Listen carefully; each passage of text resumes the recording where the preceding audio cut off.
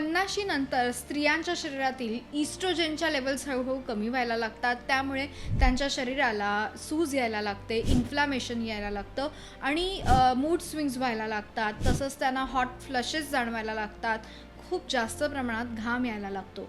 अशा वेळेस त्यांचा मेनोपॉझल फेज चालू झालेली असते आणि अशा वेळेस त्यांच्या आहारात पुढचे 3 पदार्थ हे नक्की असायलाच पाहिजेत.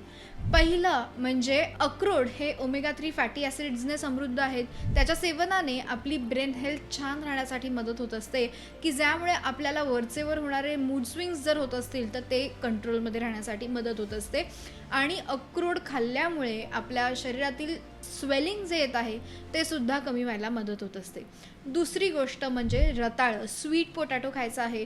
हे एक फायबर रिच असं कॉम्प्लेक्स कार्बोहायड्रेट आहे, की ज्याच्यामुळे आपल्या शरीराला एनर्जी तर मिळणार आहे, पण शुगर स्पाईक याने होत नसते.